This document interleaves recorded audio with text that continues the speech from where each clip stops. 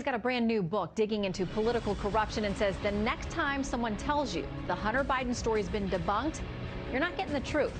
Best-selling author Peter Schweizer, next. Joe Biden's one of the finest men I know, but he's got to explain this. Somebody needs to look at this.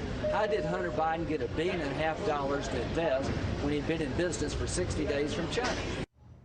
Democrat impeachment managers say the Biden family connection to Ukraine has been debunked. There's no evidence of any wrongdoing on the part of Hunter Biden. And Republicans are irresponsible to keep promoting false conspiracy theories.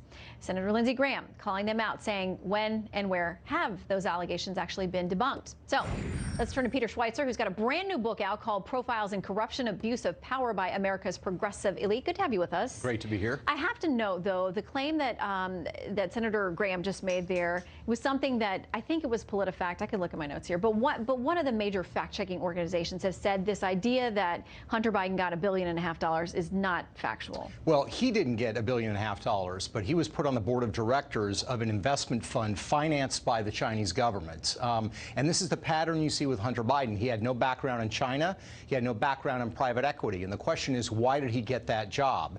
He got that position after he traveled on Air Force Two with his father to Beijing, China. And that's what I think is so troubling. I mean, everybody gets in Washington, D.C. that if your last name is Biden or Bush, you're going to have some advantage. But it's the timing of these matters. I mean, you look at the Ukraine situation. You know, in February of 2014, the Russians move into Crimea. In March, Barack Obama says Joe Biden's our point person on all policy towards Ukraine. Within 2 to 3 weeks, Hunter Biden is hired by the Ukrainians. Those have to be connected. So when we are told that this has been debunked, because we hear that all the time, if you bring it up, people will say there's nothing factual about that. And you're besmirching somebody who, yes, maybe traded on their last name, but like you said, it's common in Washington. There was nothing nefarious or criminal there. Well, I don't know if there's anything criminal. I mean, there's a lot of things in Washington, D.C., as we both know, that are corrupt, but not necessarily criminal. I think the question is, what was Hunter Biden being paid for? They were not just throwing money at him. They wanted something in return. He got $3 million, basically $1 million a year from Ukrainians. They were getting paid something. The question is what? And again, to my point, it goes back to the timing. They hired him just several weeks after his father was put in charge of all aid policy. Those events are clearly tied. And while there are a lot of people in Washington who say, oh, this is just the way things are done, when you talk to people outside of the Beltway, doesn't matter what their politics are, they just think it smells. Okay, so the former vice president talked about this on the campaign trail. I believe this was yesterday. Here's what he said. Nobody in his administration, let alone anybody else, has questioned that I did my job.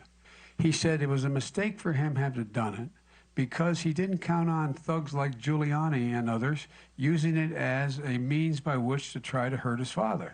You know, and you and I know that there have been a number of people who are not Republicans or conservatives who've said they worried about this conflict of interest, at least the appearance of it. We have a headline from the New York Times in 2015, Obama administration concerned about Biden-Ukraine corruption. And there have been a number of people within the State Department and elsewhere who have said we were worried at least about how it looked. Yeah, exactly. And I mean, to me, the real tell here, this happens in Washington. People on both sides of the aisle do it. The big tell is when Joe Biden started getting heat for this, for the China deal and the Ukraine deal, what did he do? He announced if he's elected president, no foreign deals for his family members. Well, why wasn't that your policy in the first place? I think it's because he got caught, and I think that's part of the problem.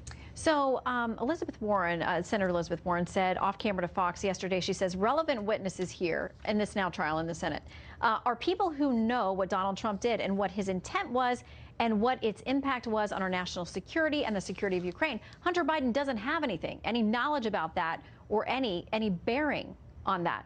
So this conversation about whether he should be a witness or not, where do you think that goes? Well, I think that's the root question here, right? The question is, was it legitimate for the President of the United States to inquire about a deal involving Ukraine? Was it completely made up or political, or was there something real there? That's the heart of the matter. So I think Hunter Biden is central to it, because if there's corruption going on, and I believe there was, we have the financial records, we know he got the money, we know he wasn't qualified, we know the pattern of behavior involving his dad and the Ukrainians, that speaks to the root question here. And I think what's often overlooked is corruption's a huge problem in Ukraine.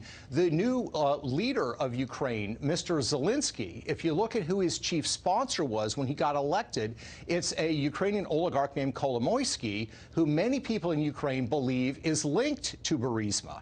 So the point here is that this needs to be looked at and investigated. You can't just brush it off and say there's nothing here. This, to me, is the central question of the phone call and of this impeachment. Well, within a week or so, we should know whether they decide to have witnesses and if Hunter Biden's name is on the wish list. All right. Anyway, Peter Schweizer, the book is out now, and I'm sure it's getting a lot of eyeballs. It seems to be doing very well online. So thanks for dropping in. Thanks, Shannon. Good to see you. All right. Entire cities locked down as a